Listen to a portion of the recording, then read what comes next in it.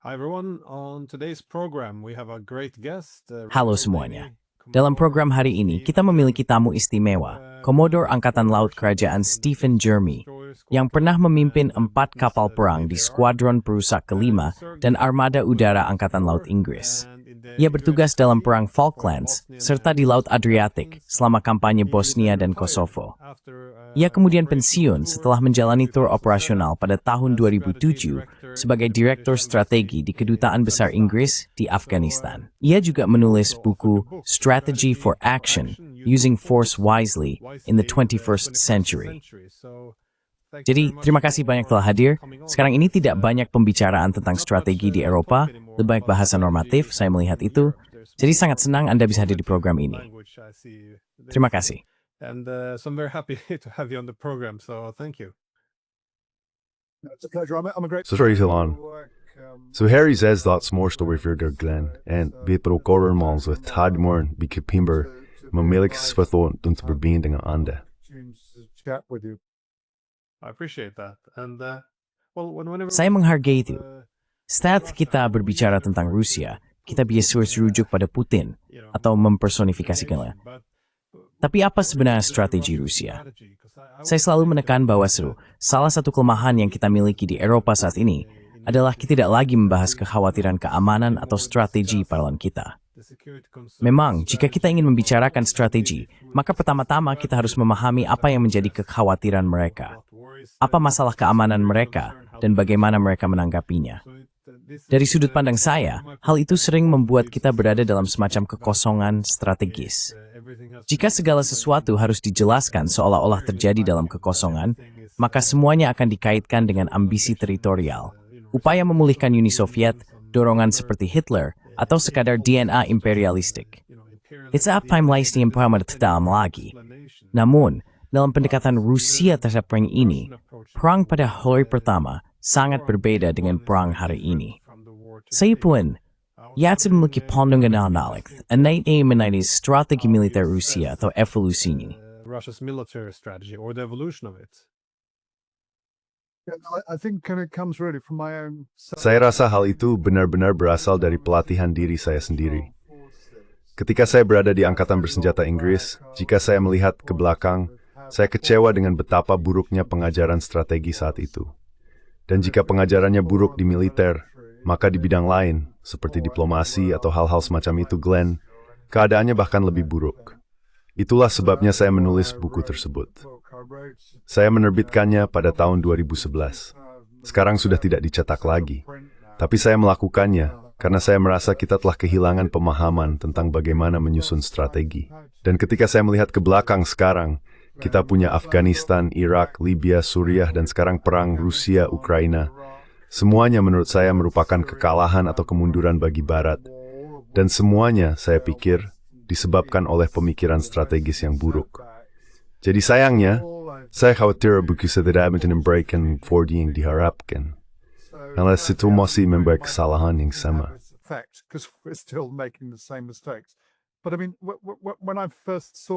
Tapi maksud saya, ketika saya pertama kali melihat perang dimulai, saya sebenarnya tidak terlalu, saya tidak dekat dengan itu. Saya bekerja di sektor energi lepas pantai. Tapi hal pertama yang saya lakukan adalah mulai benar-benar memikirkan apa yang ingin dicapai oleh Rusia. Saya juga mencoba untuk mengenal Putin. Saya membaca autobiografi karya Philip Short yang sangat seimbang, lalu saya mendengarkan 4 wawancara Oliver Stone. Dari situ, kita bisa memahami sosoknya. Saya keluar dari pengalaman itu dengan rasa hormat yang besar, karena saya merasa dia adalah orang yang sangat strategis. Dan cara saya mulai embrace jelas bahwa semua ini berkaitan dengan semuanya tentang keamanan Rusia.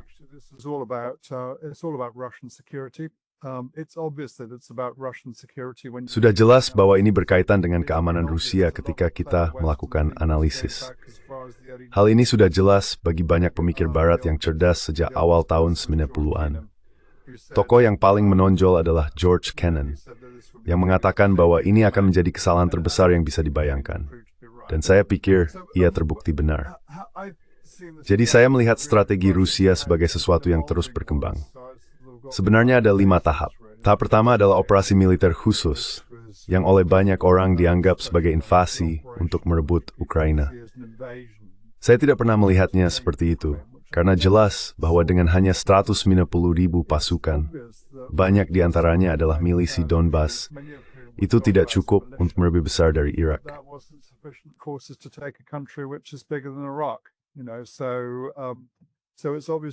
Jadi jelas bahwa saya tidak bisa percaya bahwa staf jenderal Rusia akan membuat kesalahan dan berkata kita bisa mengambil ini dengan pasukan ini. Bagi saya, semuanya berkaitan dengan diplomasi. Pada tahap pertama ini, tujuannya adalah membawa Ukraina ke meja perundingan. Dan memang, hal itu hampir berhasil pada bulan Maret dan April, sampai Boris Johnson atas permintaan Biden datang dan mengubah pikiran Zelensky, yang jika dilihat ke belakang, Meleste kemudian salah satu seri de plan permilik terbesar.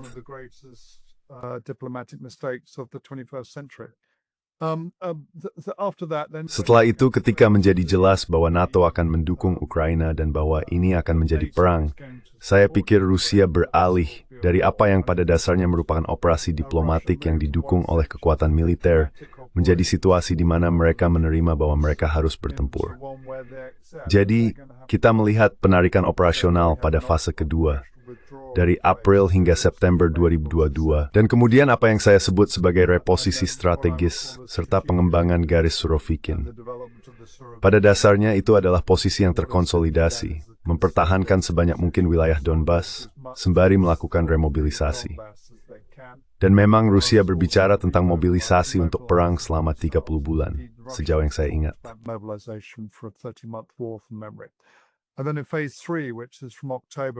Dan kemudian pada fase ketiga, mulai Oktober, ketika garis Surovikin sudah kuat dan mereka telah mengonsolidasikan posisi mereka, terjadi apa yang saya sebut sebagai pertahanan operasional yang bersifat menguras tenaga. Pada tahap itu, ketika Rusia sedang melakukan mobilisasi strategis, dan dengan beberapa keberhasilan, hal ini tidak hanya menyangkut jumlah personel, tetapi juga mobilisasi industri militer. Sementara itu terjadi, yang dilakukan oleh pihak Ukraina, didorong oleh Inggris dan Amerika, menjeros garis Surovikin, dengan konsekuensi fatal bukan hanya Gestapo steps demo angkatan bersenjata.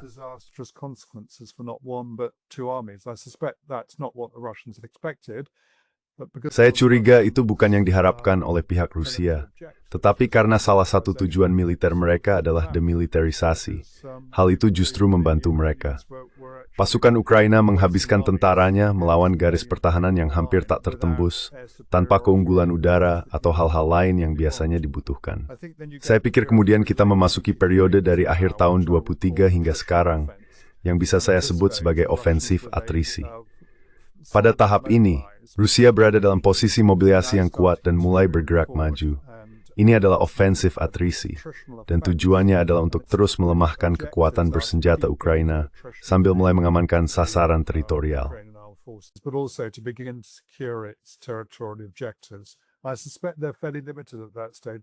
Saya menduga pada tahap itu cakupannya cukup terbatas, mungkin hanya Donbas, meskipun mereka mulai meluas pada bulan Juli dengan 4 oblast di timur. Saya rasa itu membawa kita ke situasi saat ini. Apa yang kita lihat adalah bahwa konsekuensi dari serangan yang bersifat menguras kekuatan itu adalah runtuhnya tentara Ukraina. Jadi saya menduga kita sekarang memasuki fase kelima, yaitu fase eksploitasi. Pada fase keempat, jika demilitarisasi telah tercapai, yang saya kira memang sudah, atau setidaknya sebagian besar sudah, maka yang menjadi fokus sebenarnya adalah apa yang perlu dilakukan Rusia untuk mengamankan tujuan jangka panjangnya. Dan tujuan jangka panjang itu sepenuhnya berkaitan dengan keamanan. Saya rasa mereka tidak menginginkan sisa wilayah Ukraina.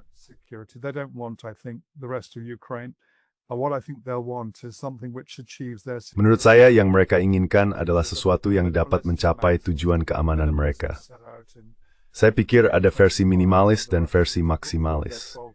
Versi minimalis disampaikan pada Juni 2025 ketika Rusia mengajukan 12 usulan untuk dibahas. Dan saya memperkirakan versi maksimalis mencakup seluruh wilayah Novorossiya, karena jika mereka menguasai seluruh Novorossiya, pada dasarnya mereka telah mencapai salah satu tujuan utama Putin, yaitu melindungi masyarakat berbahasa Rusia. Mereka juga mendapatkan wilayah yang cukup bersatu secara politik, karena seluruh kawasan ini memilih pemerintahan yang lebih berpihak pada Rusia dalam pemilu 2014. Secara strategis, mereka juga aman. Odessa dan Laut Hitam berada dalam kendali mereka dan tidak dapat digunakan oleh musuh untuk menyerang.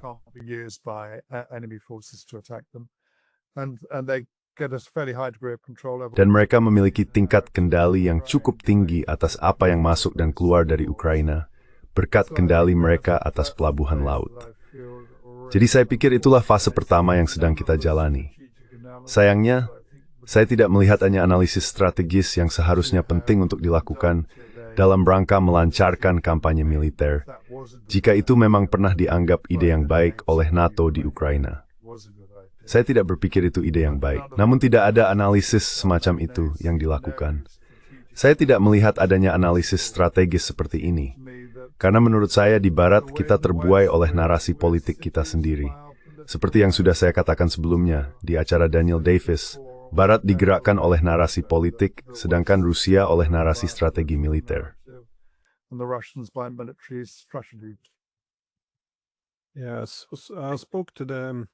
Ya, saya berbicara dengan mantan direktur CIA untuk analisis Rusia, dan dia sampai pada kesimpulan yang sama bahwa Barat telah menjebak dirinya sendiri dalam retorikanya. Karena, ya, saya sangat setuju dengan hal itu. Sejak awal kita telah berkomitmen pada retorika tentang invasi besar-besaran yang tidak diprovokasi dengan tujuan mengambil alih seluruh Ukraina. Dan ini semacam, kita perlu menciptakan konsensus dan menggerakkan dukungan publik untuk terlibat sepenuhnya dan menghadapi Rusia. Tapi saya pikir, cara kita menjebak diri sendiri adalah, ya, Anda menyebutkan bahwa Rusia beralih antara fase 1, 2, dan 3.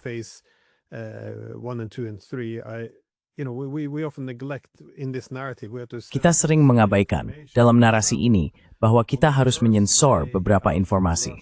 Misalnya, pada hari pertama setelah invasi Rusia, Zelensky sendiri, ini dipublikasikan di situs web pemerintah Ukraina, mengonfirmasi bahwa pihak Rusia telah menghubunginya pada hari pertama untuk memulai pembicaraan. Jadi seperti yang Anda katakan, Rusia masuk bukan dengan cukup banyak pasukan untuk menaklukkan Ukraina, tetapi dengan cukup kekuatan untuk memaksa Ukraina, setelah 7 tahun mengabaikan perjanjian Minsk, benar-benar melaksanakan apa yang dibutuhkan Rusia demi keamanannya. Namun ketika hal ini gagal, dan sekali lagi, retorika bahkan dari Uni Eropa adalah bahwa hal ini akan diputuskan di medan perang, maka perang itu berubah menjadi perang yang menguras tenaga.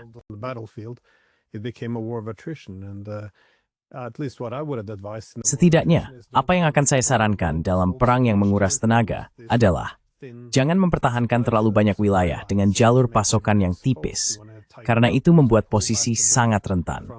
Anda perlu memperketat, mundur sedikit dari Kherson di sisi barat Dnieper, perkuat garis depan di Zaporozhye, bangun garis pertahanan ini, lalu fokus pada penghancuran kekuatan militer lawan. Itulah hal utama yang harus dilakukan. Namun di barat, Tetsnina Werbino dan Rusia mengambil seluruh Ukraina. Lalu kita berikut non, tempat berantem menamai Putin, semua pasukannya melalui. Jadi kita mencipta selang jauh di kekuatan.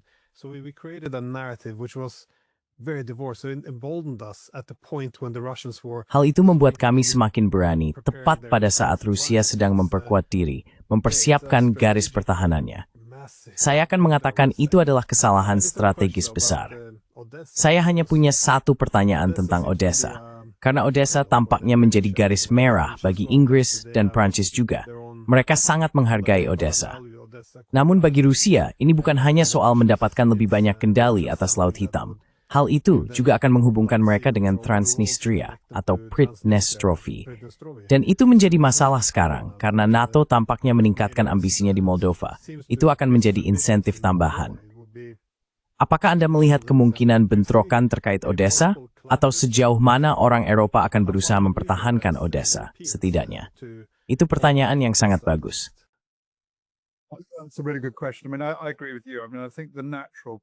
Maksud saya setuju dengan Anda. Saya pikir tempat yang alami, Odessa, dan memang seluruh wilayah itu adalah sesuatu yang secara alami diinginkan oleh Rusia. Dalam situasi mereka, saya juga akan menginginkannya. Saya mungkin akan mengalah jika saya merasa sedang mendekati solusi diplomatik yang baik, tetapi tidak ada tanda-tanda ke arah itu. Ada banyak pembicaraan, tetapi sebagian besar bersifat internal antara Rusia, Amerika, Eropa, dan Ukraina. Namun tidak ada diskusi nyata yang maju dengan pihak Rusia. Jadi terus terang, itu cukup tidak relevan dengan apa yang diinginkan Rusia. Saya pikir Anda benar. Dalam situasi Rusia, tujuan keamanan maksimal saya akan tercapai dengan menguasai Dniester dan seluruh wilayah itu. Pertanyaannya yang sangat baik adalah apakah Inggris dan Prancis, yang tampaknya terlibat dengan kekuatan yang terbatas, benar-benar akan berperang untuk mempertahankannya.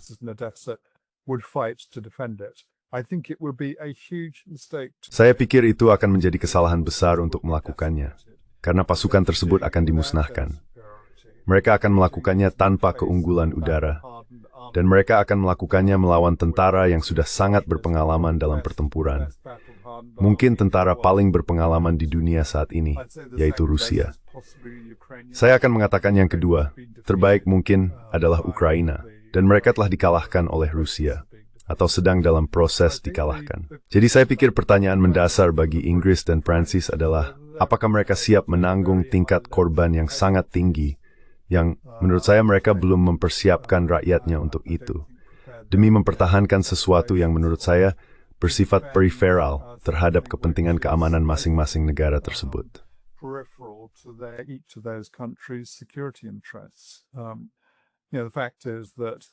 Kau tahu, faktanya adalah, bahkan jika Rusia sedang maju melintasi Eropa, yang sama sekali tidak saya lihat buktinya, tidak ada sama sekali.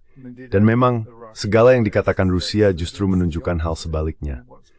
Maksud saya yang menarik adalah kita harus bertanya, mengapa Rusia ingin menginvasi Eropa? Apa yang mereka butuhkan dari sana? Mereka adalah negara yang mandiri dengan hubungan dagang yang sangat baik dengan hampir seluruh dunia. Jadi, menurut saya, doa ada urusan untuk menginvasi. Tydligen inom thorvs of the police time bro breaks sig by the brandkisten Britannia. Then the last place they get to is France and Britain. So it's not as if we would be on the Jadi bukan seolah-olah kita akan berada di garis depan di negara-negara tersebut. Namun saya pikir pertanyaan politik, dan yang saya curiga akan dihindari oleh para politisi, adalah bahwa begitu muncul kemungkinan jumlah besar, dan kita berbicara tentang ribuan, korban jiwa dari pihak Prancis dan Inggris yang tewas dalam pertempuran, atau kemungkinan besar akan tewas, saya menduga Inggris dan Prancis akan mengurungkan niat mereka dan menerima kenyataan akan kekuatan militer Rusia yang jauh lebih besar, yang terhadapnya mereka, dengan pasukan yang relatif kecil, memiliki kemampuan yang sangat terbatas untuk membuat perbedaan berarti.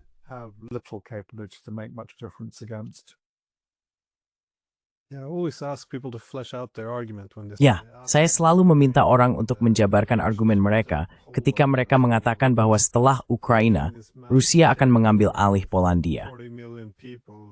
Jadi bayangkan saja, mengambil wilayah yang sangat luas dengan 40 juta orang yang tidak ingin berada di bawah. Ya, tidak satu pun dari mereka yang ingin Rusia ada di sana. Itu tampak seperti bencana besar. Mereka tidak akan dapat publik Rusia. Karena tidak ada yang bisa menjual gagasan untuk menduduki Polandia. Dan mitra serta sekutu internasional Rusia, baik itu Tiongkok, India, saya rasa semuanya akan berpaling sejauh mungkin. Dan semua itu untuk apa? Saya tidak yakin apa yang akan mereka lakukan di sana. Tidak ada yang benar-benar masuk akal. Kedengarannya bagus sebagai slogan, tapi sebenarnya tidak terlalu masuk akal ketika, sekali lagi, argumennya dijabarkan.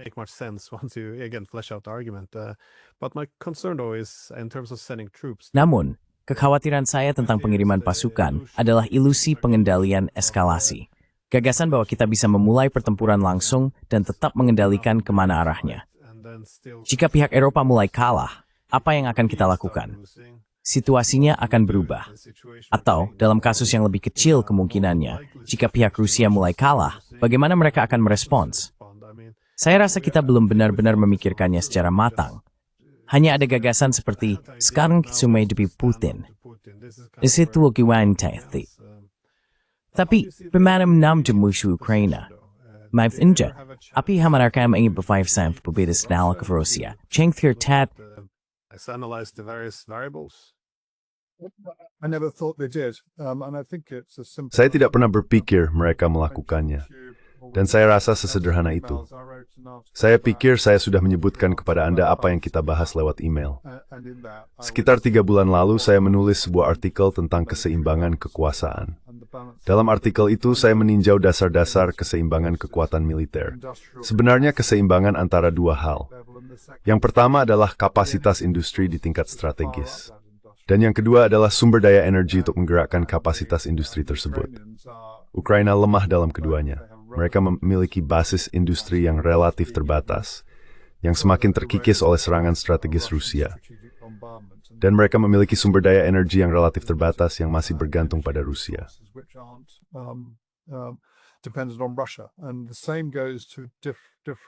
Hal yang sama juga berlaku, meskipun dalam tingkat yang berbeda bagi Eropa dan Ukraina.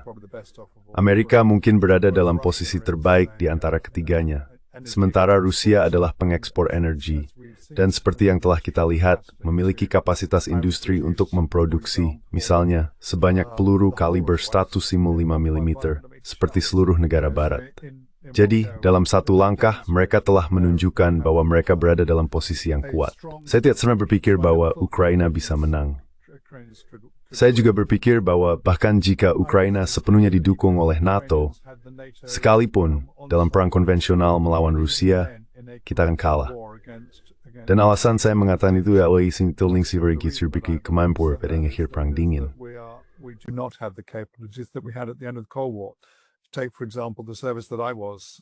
Ambil contoh, misalnya dinas tempat saya pernah terlibat, Angkatan Laut Kerajaan. Kekuatan fregat dan kapal perusak kami kini hanya sekitar sepertiga dari ukuran pada akhir Perang Dingin, dan kekuatan anti kapal selam kami kira-kira sama. Jika kami ingin berperang, meskipun saya tidak melihat alasan mengapa kami harus melakukannya, tetapi jika kami memang ingin berperang melawan Rusia, kami akan sangat bergantung pada Amerika. Tentara Amerika angkatan segimat bergritat plus 27.000 personel. Jadi pasukan itu tank. Tentara itu dimobilisasi. Bukan jika duk rakyat sik, tidak akan cukup.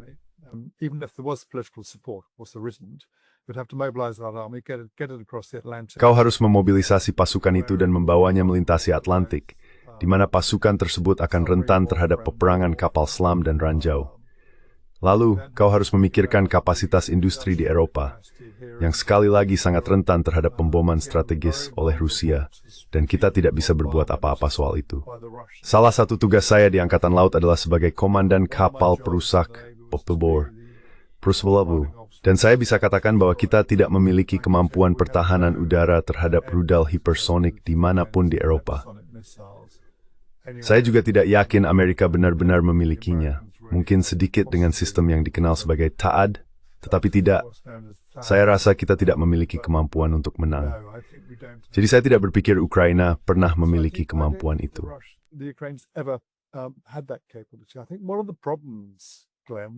Saya rasa salah satu masalahnya, Glenn, adalah bahwa kita tidak memikirkan dengan matang perluasan NATO. Rusia sudah memberitahu kita sejak 2003, dan lebih spesifik lagi pada 2008, bahwa Georgia dan Ukraina merupakan garis merah. Namun kita terus memperluas tanpa membuat ketentuan apapun untuk kemungkinan bahwa Rusia benar-benar serius dengan ucapannya dan akan bertindak. Dan ketika itu terjadi, kita tidak siap. Jadi karena alasan itu, jika kita sudah siap, atau jika kita telah berbuat lebih banyak, maka jika perluasan itu memang ide yang baik, ceritanya mungkin akan berbeda. Tapi sekali lagi, Rusia beroperasi di garis dalam, sepenuhnya terindustrialisasi, dan saya tidak bisa membayangkan keadaan apapun yang secara politis memungkinkan di mana Ukraina, bahkan dengan dukungan maksimal dari Amerika dan Eropa, bisa menang.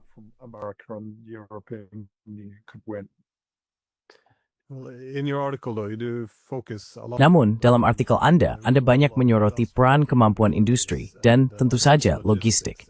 Menariknya, Obama juga menyinggung soal logistik selama masa kepresidenannya, bahwa inilah alasan kita tidak ingin meningkatkan eskalasi di Ukraina, karena Rusia akan memiliki kendali atas eskalasi tersebut. Dan orang sering menunjukkan bahwa, bagi Rusia, hal ini jauh lebih penting. Lagi pula, Jika mereka melihat ini sebagai ancaman eksistensial, mereka akan mengerahkan segalanya. Bagi banyak orang, sudah cukup jelas bahwa pada titik tertentu, AS akan berubah sikap.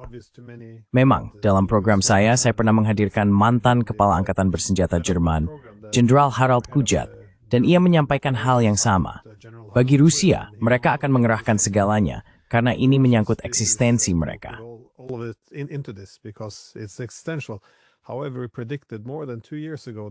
Namun, kami telah memprediksi lebih dari 2 tahun yang lalu bahwa orang Amerika, begitu perang itu kalah, akan mulai menarik diri. Sebenarnya itu terjadi pada Januari 2023, jadi sekarang sudah hampir 3 tahun.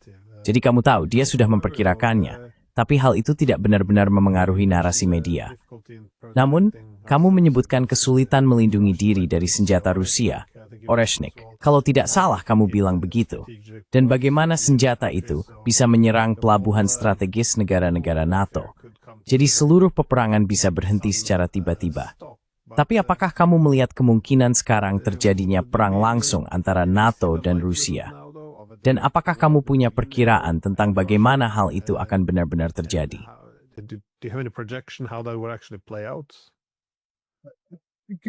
Saya pikir hal itu tidak mungkin, tapi bukan berarti mustahil. Saya tidak melihat ada keinginan politik di Eropa untuk berperang.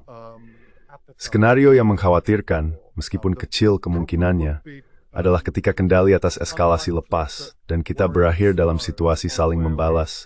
Seseorang merespons, lalu yang lain merespons, dan terus berlanjut. Saya rasa itu tidak mungkin, tapi bukan mustahil, dan kita harus sangat berhati-hati terhadap hal itu. Terwijl Europa akan meriah berdauer de skat, is zeer tempting. Europe would suffer even more than it already has. I think that the more likely. Saya pikir situasi yang lebih mungkin adalah sementara pembicaraan diplomatik seperti rencana titik damai kedua-belah berlangsung, pihak Rusia mengamatinya dengan penuh minat. Dan mereka bersemangat untuk terus berbicara dengan pihak Amerika karena alasan strategis yang jelas. Namun, mereka berada pada apa yang saya sebut rencana A. Dan rencana A ini mirip dengan rel kereta api, bergerak menuju solusi militer. Solusi militer itu, yang saya kira sudah sebutkan sedikit sebelumnya, bisa bersifat minimalis.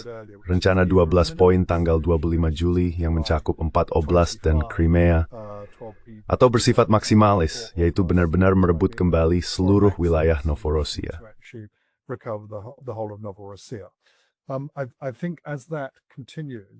Saya pikir seiring hal itu berlanjut, saya menduga yang akan terjadi adalah semakin jelas bagi orang Eropa, sebagaimana saya rasa sudah jelas bagi mereka di pemerintahan Amerika, bahwa mereka tidak bisa memenangkan perang ini, dan bahwa mereka sedang menghadapi kekalahan strategis. Ini akan sangat tidak nyaman bagi mereka karena narasi politik yang telah mereka bangun. Dan narasi itu berjalan seperti ini. Jika kita menuruti Putin, maka seluruh Eropa akan jatuh. Namun kita tahu bahwa para pembela kebijakan itu sebenarnya tidak benar-benar merasa demikian. Karena jika mereka memang merasa begitu, mereka pasti sudah memobilisasi diri untuk perang sekarang. Mereka pasti sudah memobilisasi untuk perang besar-besaran. Kita masih jauh dari mobilisasi penuh. Jadi kita tahu, mereka tidak benar-benar merasa seperti itu.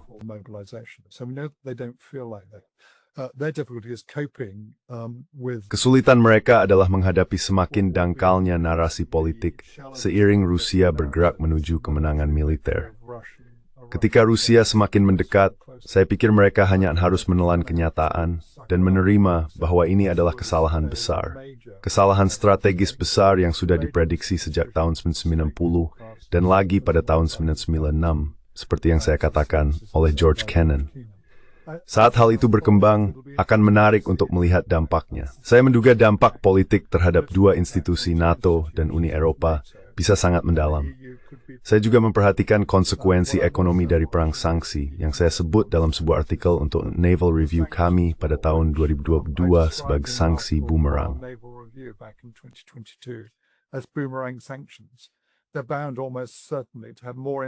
Dampaknya hampir pasti akan lebih besar terhadap atau lebih negatif bagi Eropa daripada terhadap Rusia. Dan hal itu memang terbukti. Saya sering berpikir bahwa Putin yang merupakan seorang ahli ekonomi dan sumber daya, khususnya sumber daya Rusia, pasti sudah memperkirakan hal itu. dan melihat konsekuensi bagi Eropa ketika mulai memutus pasokan hidrokarbon kita dan menggantinya dengan yang lebih mahal. Dampaknya pasti akan sangat besar secara ekonomi, dan memang demikian adanya. Jadi saya pikir, ketika resesi mulai melanda di seluruh Eropa, dan orang-orang mulai berfokus ke dalam negeri, Ukraina akan menjadi sesuatu yang mereka terima. Jika itu berarti mereka tidak perlu mengeluarkan lebih banyak uang, dan bisa berfokus untuk memperbaiki perekonomian mereka sendiri.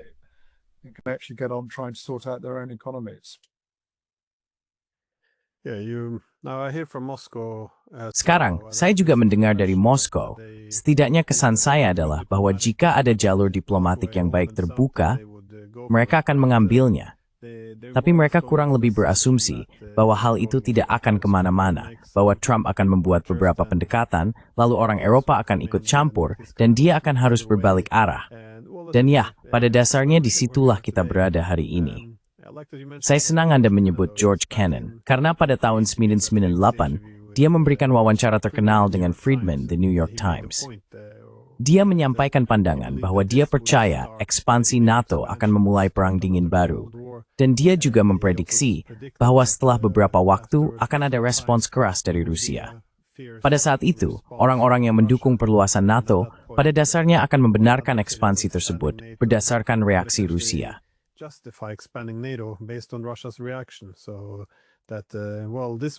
Jadi ya, inilah alasan mengapa kita memperluas NATO. Karena Rusia itu ekspansionis dan imperialis, serta bersikap agresif. Jadi baguslah kita memperluas NATO. Maksud saya bahkan Madeleine Albright, pada suatu waktu, dia sangat antusias terhadap perluasan NATO. Tetapi bahkan dia mengakui bahwa, ya tentu saja, Rusia melihat hal ini sebagai tindakan yang mengancam. Namun, jika mereka berbalik melawan kita, kita punya NATO. Itulah logikanya. James Baker menyebutnya sebagai ramalan yang terpenuhi dengan sendirinya, bahwa kita membangun NATO untuk mencegah agresi masa depan dari Rusia, meskipun agresi itu sendiri akan disebabkan oleh kekhawatiran keamanan Rusia. Jadi aliansi ini menjadi sarana untuk menangani masalah yang diciptakannya sendiri. Tapi kamu tadi menyebut NATO akan runtuh. Tidak, bukan runtuh. Kamu bilang kamu tertarik dengan bagaimana bentuk UE dan NATO setelah perang ini. Menurutmu, Berdans Wisteftak Timok Robot ada Robert Status Endial ini.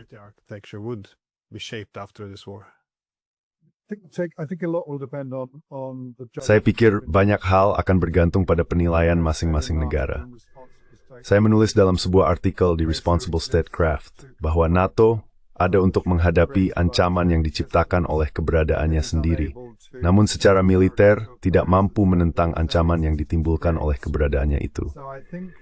Jadi saya ingin berpikir bahwa pada suatu tahap, orang-orang akan mulai menyadari bahwa apa yang mereka sebut sebagai pencegahan melalui perluasan NATO sebenarnya adalah konfrontasi. Dan bahwa kita perlu beralih dari situasi di mana, secara filosofis, kita menghadapi Rusia dengan mendorong sampai ke perbatasannya menuju situasi di mana kita bisa mulai berbicara dengan mereka. Dan saya pikir, apa yang dihargai Putin dalam hubungan yang agak kacau antara Rusia dan Amerika adalah bahwa terlepas dari segalanya, hubungan itu masih ada. Itu embrace seseorang untuk diajak bicara.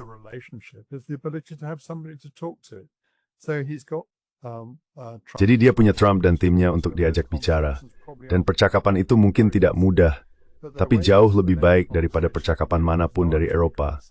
Karena memang tidak ada percakapan dari Eropa. Menurut saya, dengan satu atau dua pengecualian, Obama adalah satu-satunya yang menonjol. Tidak ada yang ingin berbicara dengan Rusia. Maksud saya benar-benar merasa luar biasa bahwa diplomasi tidak bisa berlanjut bahkan dalam situasi sulit seperti ini. Dan ini merupakan tanda dari semacam pola pikir kultus dalam kepemimpinan politik Barat, bahwa mereka merasa berbicara dengan Rusia adalah hal yang buruk. Maksud saya, ini contoh luar biasa dari ketidakcakapan politik dan diplomatik sejauh yang saya lihat. Tapi saya ingin berpikir bahwa ketika perang mulai mendekati akhir, orang-orang akan mulai memikirkan kembali tentang NATO, dan apakah NATO benar merupakan jawaban yang tepat bagi keamanan Eropa.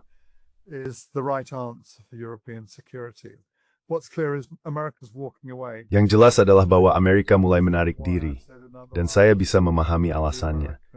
Saya sudah mengatakan dalam artikel lain bahwa orang Amerika mungkin melihat perang Rusia-Ukraina sebagai prioritas nomor 5 dalam daftar mereka. Nomor 1 akan selalu menjadi situasi internal Amerika. Nomor 2 mungkin hubungan dengan Tiongkok dan Taiwan. Nomor 3 adalah Teluk, meskipun dua hal itu bisa saja tertukar urutannya. Dan saya menduga nomor 4 adalah belahan Barat dan Amerika Selatan. Eropa adalah sesuatu yang semakin sering mereka bicarakan untuk diserahkan kepada orang Eropa sendiri. Dan saya pikir mereka benar dalam hal itu. Kita orang Eropa seharusnya memikirkan bagaimana menjaga keamanan kita sendiri. Dan salah satu cara terbaik sejauh ini adalah benar-benar mulai berbicara dengan Rusia. Karena saya pikir Rusia akan terbuka untuk itu.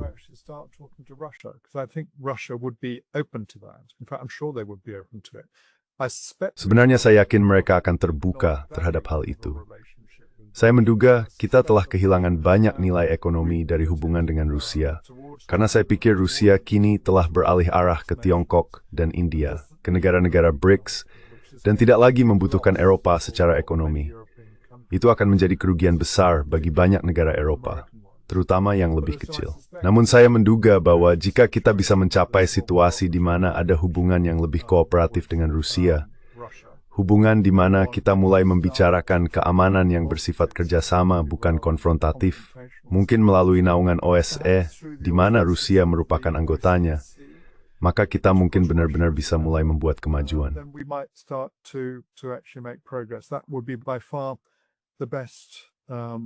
Menurut saya, itu akan menjadi jalan terbaik sejauh ini.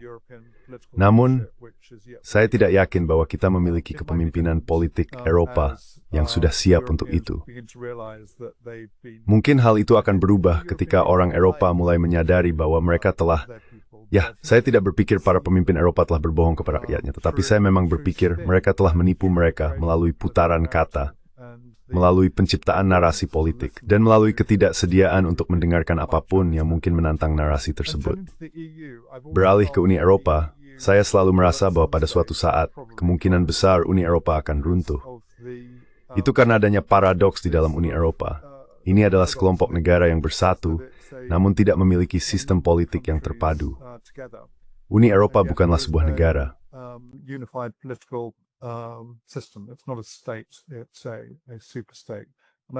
Ini adalah sebuah super negara. Dan saya pikir faktor kuncinya saya menduga akan menjadi Jerman. Karena ketika Jerman jatuh ke dalam resesi, yang tampaknya semakin mungkin, saya menduga orang Jerman akan melihat dengan sangat cermat pengeluaran yang mereka lakukan di Uni Eropa.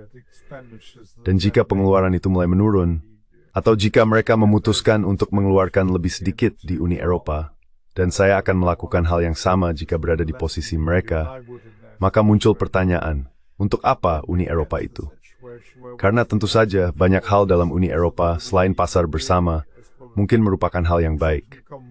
Namun sebagian besar dari Uni Eropa sebenarnya berkaitan dengan investasi dari negara-negara utara ke negara-negara selatan untuk membantu pembangunan ekonomi mereka. Masalah lain di sini kendraja euro goreg. The other issue here, of course, is the euro as well. It's very interesting if you look at the banking system. Sangat menarik jika kita melihat industri perbankan.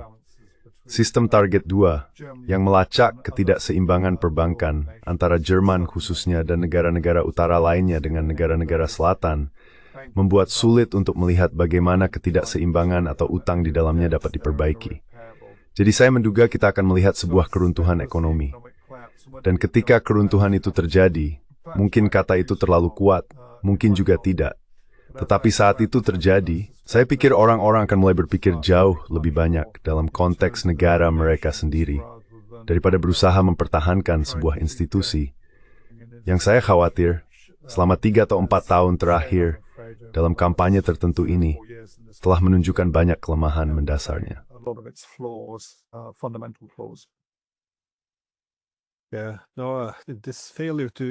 Ya, tidak. Kegagalan untuk bahkan berbicara dengan Rusia. Ini adalah sesuatu yang baru dalam sejarah Eropa.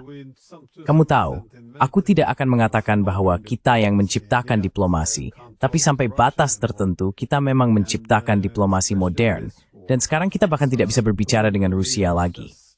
Terutama dalam perang ini, para pemimpin politik kita hanya berdiri di pinggir dan menyaksikan ratusan ribu muda mati di parit, dan mereka tetap tidak berbicara dengan pihak lain. Mereka seharusnya bisa setidaknya mengurangi sebagian dari kekerasan yang berlebihan itu. Dan bukan hanya itu, boikot terhadap diplomasi justru disertai dengan sikap moral yang berlebihan, seolah-olah itu adalah tanda kebajikan mereka. Such moral posturing that this was a sign of their virtue. It's quite extraordinary. And Ini benar-benar luar biasa, dan saya kesulitan memahaminya. Tapi ini sangat disayangkan, karena saya pikir arsitektur keamanan Eropa memang harus menjadi pusat perhatian di sini.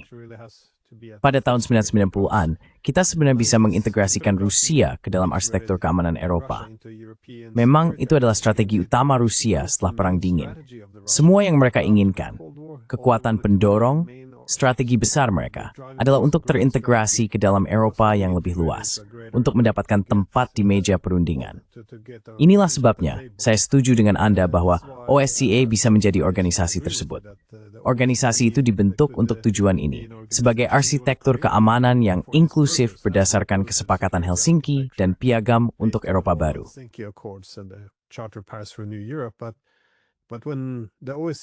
Namun ketika OSCE tidak lagi memiliki kekuatan saat NATO berkembang, baik Zelensky maupun Putin menyarankan bahwa mereka bisa bergabung dengan NATO. Pada tahun 2008, Presiden Medvedev berkata, "Hey, kita bisa memiliki arsitektur keamanan baru yang mencakup seluruh Eropa. NATO masih bisa ada di bawah payung sistem pan-Eropa." Usulan itu juga ditolak. Lalu saya kira pada tahun 2010, ada usulan dari Rusia untuk perjanjian Uni Rusia-Uni Eropa yang juga ditolak atau diabaikan. Mereka terus berharap bahwa mungkin integrasi bertahap melalui kerjasama ekonomi bisa menjadi jalannya. Dan kemudian, tentu semua akhir pada tahun 2014 dengan tergulingnya Yanukovych. It's was tahu Franambert, Ajiku Ukrainian de Gerbiski Minathon. Dan sekarang kita juga harus sanksi, magursan Eropa yang lebih care terlalu saya. Greater Europe is dead. It's like 300 years of our Ini seperti 300 tahun kebijakan luar negeri berorientasi barat untuk pembangunan sejak masa Peter yang Agung berakhir. Dan sekarang sebaliknya, mereka akan memandang ke timur. Maksud saya, ini benar-benar kesalahan besar dalam hidup kita, menurut saya. Tapi apakah menurut Anda OSCE bisa dihidupkan kembali? Karena NATO, saya tidak tahu. Saya kira kritik terhadap NATO setelah Perang Dingin adalah bahwa ia sudah memiliki bentuknya. Kita ingin mempertahankan bentuk itu. Lalu kita harus mencari fungsi baru. Artinya perluasan NATO atau misi di luar wilayah, apapun, untuk menemukan fungsi bagi bentuk tersebut. Tapi haruskah kita kembali ke tahap awal untuk Anda tahu, menempatkan fungsi terlebih dahulu dan kemudian menentukan bentuknya? Artinya, apa yang menciptakan keamanan? Maksud saya, seperti apa seharusnya arsitektur keamanan Eropa dari sudut pandang Anda? Maaf, itu pertanyaan yang sangat panjang dan bertele-tele. Sorry, that was a very drawn out, long question. So, That's a really good question. Itu pertanyaan yang sangat bagus menurut saya. Pengalaman saya dengan NATO dan saudara saya, yang juga seorang perwira Angkatan Laut aktif, juga memiliki pengalaman dengan NATO. Saya ingat dia bercerita tentang pergi ke Komando Regional Selatan. Kalau tidak salah di Napoli, saya tidak terlalu ingat, tapi dia mengatakan betapa terkejutnya dia melihat begitu banyak brigadir berkeliaran di sana. Faktanya, markas besar NATO memang terlalu banyak pejabat tinggi. Ketika saya bertugas di pasukan NATO, yaitu Standing NATO Force Mediterranean, kami tahu NATO sebenarnya tidak memiliki kemampuan nyata untuk mengorganisasi. Di Standing NATO Force Mediterranean SNFM, keadaannya semacam situasi normal, misteri FFF. Jadi seperti yang Anda tahu, NATO adalah kumpulan negara yang sangat berbeda dengan kemampuan yang juga sangat beragam. Kita sering menyebutnya sebagai aliansi militer terbesar sepanjang masa, yang jelas tidak benar. Premier Australis Inggris kuat Liban di Afghanistan. By the Taliban in Afghanistan. So let's just be careful about. Jadi mari kita berhati-hati dalam mendengarkan narasi politik kita sendiri tentang NATO. Secara pribadi, jika diberi pilihan, saya akan menutupnya. Saya akan melakukan penurunan yang terkelola dan benar-benar memindahkan semua sumber daya, pemikiran, dan sebagian kemampuan saya di NATO, kemampuan pelatihan dan hal-hal semacam itu, ke sesuatu yang lebih mirip dengan OSCE atau organisasi serupa. Saya rasa saya akan memilih OSCE. Itu tidak sempurna, tapi sungguh NATO juga tidak. Saya masih ingat sejauh tahun 1996 terlibat dalam Partnership for Peace, dan kami memiliki kapal Rusia, kapal Amerika, dan kapal Inggris, yang saya bantu latih pada tahun 1996. Saat itu ada perasaan yang sangat baik, karena kami berpikir, akhirnya orang-orang yang dulu kami persiapkan untuk lawan, bahkan mungkin di tingkat nuklir, sekarang mulai kami ajak bicara.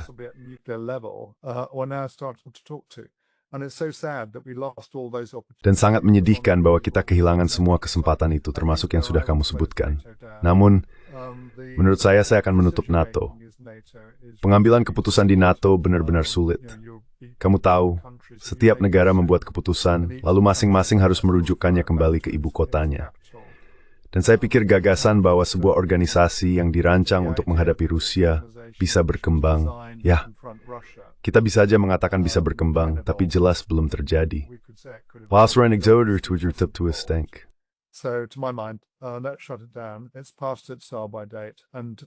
Itu sudah melewati masa berlakunya.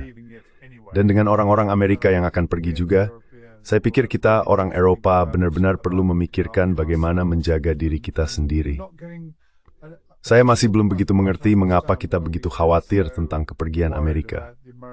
Maksud saya, Amerika tentu saja adalah negara yang sangat kuat untuk diajak bekerja sama.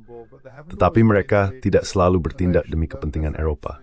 Dan saya tidak berpikir bahwa kegiatan mereka, saya khawatir harus mengan bersama dengan Inggris di Ukraina antara tahun 2014 dan 2021 adalah demi kepentingan orang Eropa. Sayangnya, orang Eropa mengikuti hal itu karena mereka merasa perlu memiliki Amerika di pihak mereka. Tapi saya pikir sebenarnya menjadi independen dari Amerika dan mulai bersikap lebih realistis adalah jalan ke depan.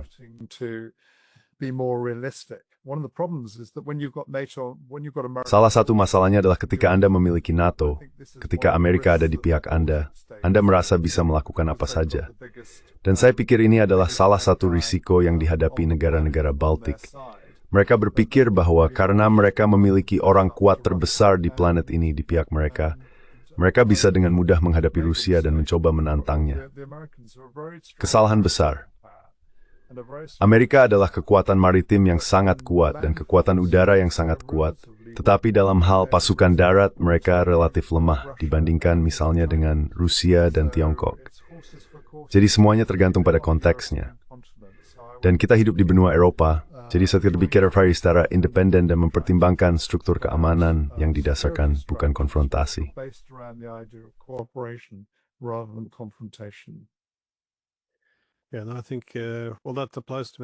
Ya, dan saya pikir hal itu berlaku untuk banyak negara Eropa, setidaknya di sini, di Skandinavia.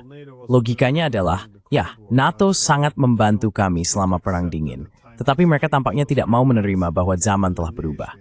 Dulu ada garis pemisah yang sangat jelas. Ada dua pusat kekuasaan, kapitalis dan komunis, dan kepentingannya lebih selaras. Namun di dunia multipolar yang baru, saya pikir kepentingan-kepentingan itu akan semakin beragam.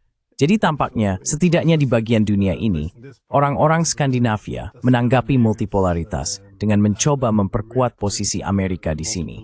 Pada dasarnya dengan membuka peluang bagi pangkalan-pangkalan Amerika dan menyerahkan lebih banyak kebijakan luar negeri kepada mereka. Seolah-olah kita berpikir hal itu akan meningkatkan nilai kita bagi mereka. Tetapi hal ini terjadi bersamaan dengan pergeseran kepentingan strategis mereka yang semakin menjauh dari kepentingan kita.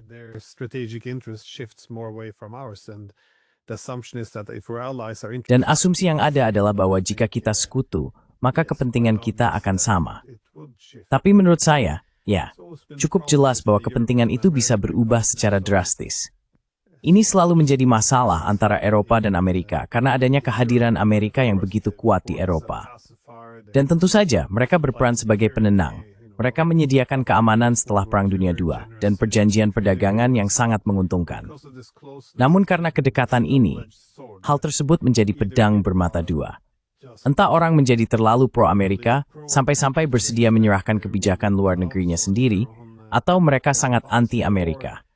Kita tampaknya tidak memiliki posisi tengah, di mana kita hanya memiliki kemitraan berdasarkan kepentingan yang saling tumpang tindih. Ini selalu berujung pada ketergantungan terhadap keamanan kita, antara mencintai atau membenci mereka. Sangat aneh.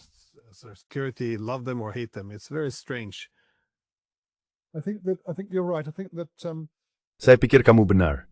Saya rasa argumen konvensionalnya tentu saja adalah bahwa orang Amerika membayar banyak untuk pertahanan, dan mereka merupakan pemasok utama pertahanan dalam organisasi NATO, sementara orang Eropa tidak membayar cukup. Dan itu mungkin benar. Tapi saya pikir ada semacam kemalasan intelektual yang berkembang di kalangan orang Eropa, yaitu mereka merasa tidak perlu khawatir tentang hal-hal tertentu, karena orang Amerika ada di pihak mereka. Dan saya pikir hal itu membuat mereka cenderung, kamu tahu, kamu bisa menggunakan kata menjilat, meskipun saya tidak berpikir itu sepenuhnya seperti itu, melainkan lebih karena mereka tidak memikirkan sesuatu secara mendalam, tidak memikirkannya dari sudut pandang kepentingan Amerika, kepentingan Inggris, kepentingan Norwegia, kepentingan Jerman, dan kepentingan Rusia.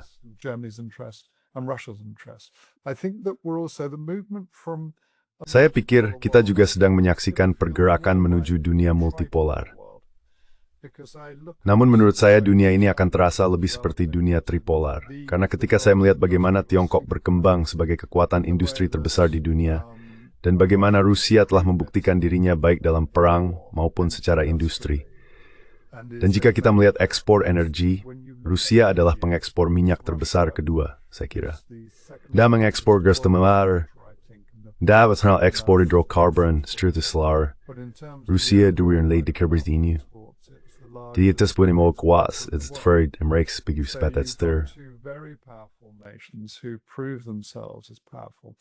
And I think America is Dan saya pikir Amerika banyak berbicara, terutama di kalangan neokonservatif, tentang menghadapi keduanya. Tapi menurut saya sudah terlambat. Kemungkinan untuk menghadapi Tiongkok secara industri sudah berakhir. Setidaknya untuk 20 tahun ke depan. Jadi karena banyak alasan, saya pikir kita hidup di dunia tripolar. Dan sudah saatnya orang Eropa mulai memikirkan bagaimana kita berbicara tidak hanya dengan Rusia, tetapi juga dengan Tiongkok.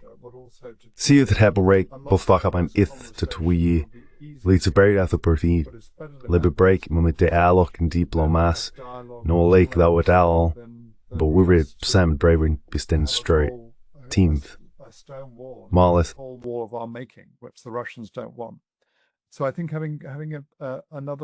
Jadi saya pikir mengadakan diskusi intelektual lain, diskusi akademis, di dalam masyarakat Eropa, akan menjadi hal yang baik dari sudut pandang keamanan. Benar-benar memikirkan keamanan secara menyeluruh dalam semua aspeknya. Karena ini bukan hanya tentang keamanan militer, ini juga tentang keamanan ekonomi dan keamanan energi. Jadi karena semua alasan itu, kita memerlukan semacam pencerahan kedua, sungguh. Glenn, dan kita perlu mengingat kembali beberapa hal yang dulu dilakukan orang Eropa dengan sangat baik. Jika kita menengok kembali ke Westphalia dan apa yang berhasil kita capai di sana, kita memerlukan semacam Westphalia kedua. Entah gimana caranya.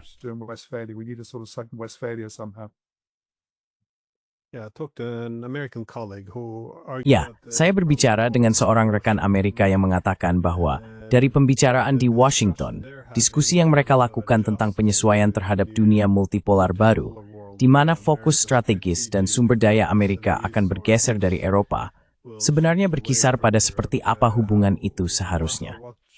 Dia mengatakan bahwa pandangan mereka cenderung berayun antara dua posisi. Salah satunya adalah bahwa Eropa pada dasarnya harus membentuk blok geoekonomi.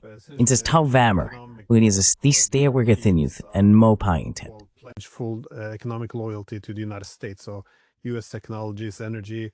Jadi, teknologi dan energi as, semuanya itu, seperti yang kamu tahu, sangat mencerminkan model negara bawahan.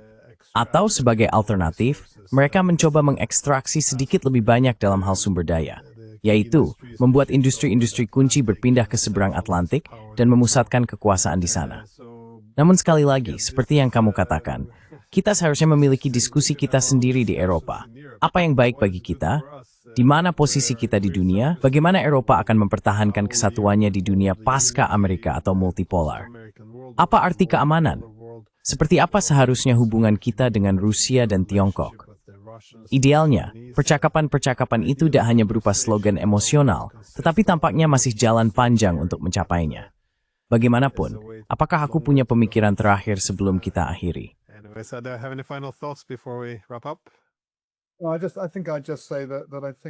Saya rasa saya hanya ingin mengatakan bahwa seperti Anda, saya sering merasa seperti suara yang terisolasi. Tapi saya merasakan ketika melihat tanggapan terhadap podcast milik Anda dan Danny Davis, bahwa ada audiens di luar sana yang benar-benar tertarik dengan apa yang kita bicarakan.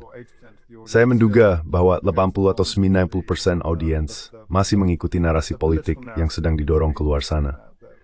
Namun penting bagi kita untuk terus berbicara dan agar ada suara di sisi Atlantik maupun dari sisi lainnya.